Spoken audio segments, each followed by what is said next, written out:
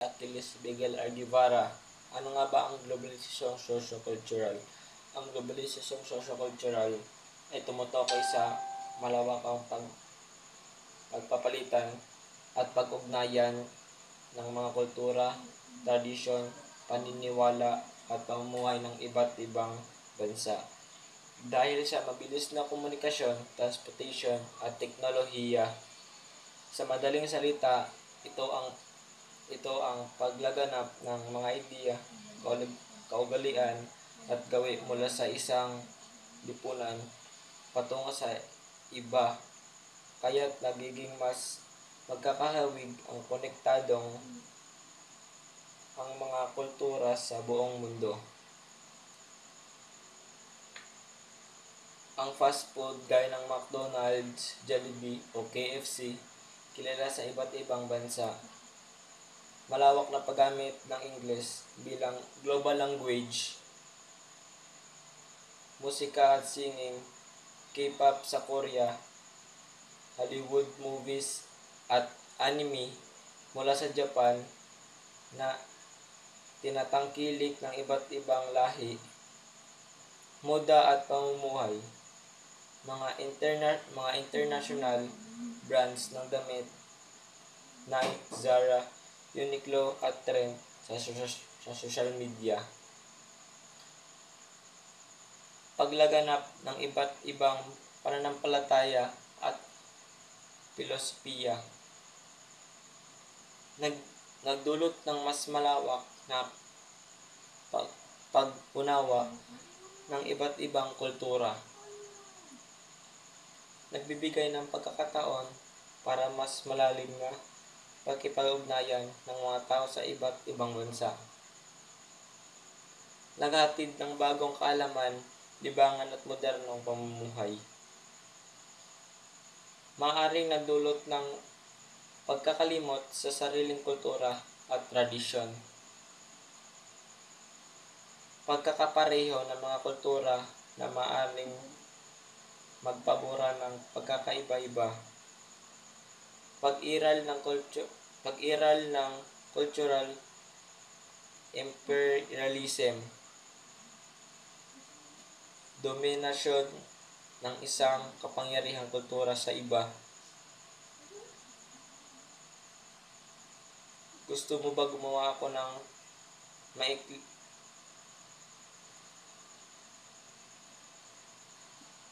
Ito ay kung saan ang iba't ibang bansa at lipunan ay nagbabahagian ng kanilang kultura, tradisyon at pamumuhay. Hindi na limitado ang kaalaman, sining, musika, pelikula, pagkain at pananamit sa sariling bansa lamang, kundi nagiging bahagi na rin ng pandaigdigang kalakaran.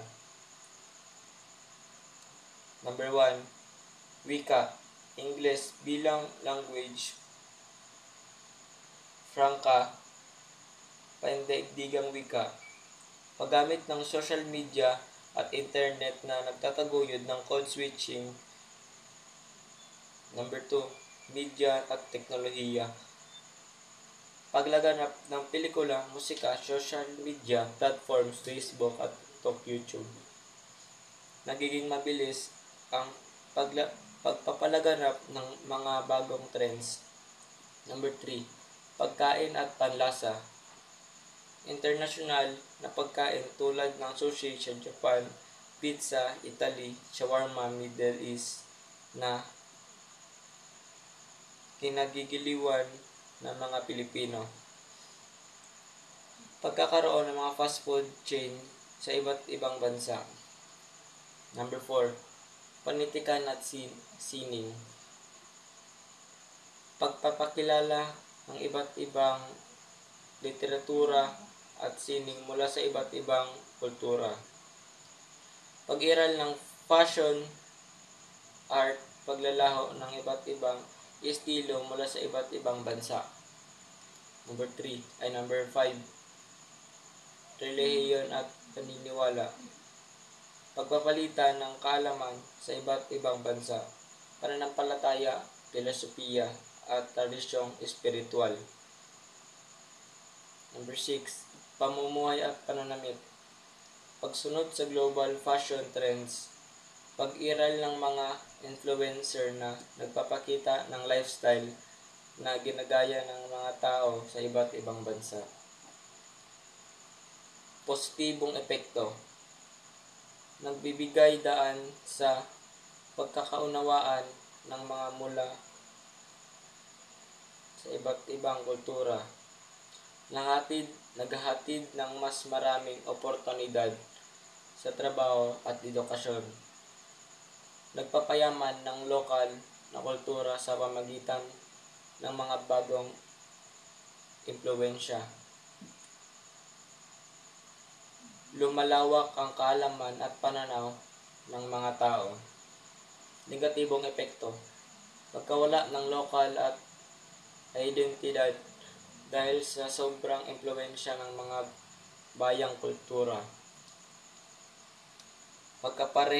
Pagkakapareho-pareho ng pamumuhay, pananamit at panlasa na nagbabawas sa nagtataging pagkakailanlan ng bawat bansa. Kultura na imperialismo kung saan nangingibabaw ang kultura ng ng mga bansang makapangyarihan.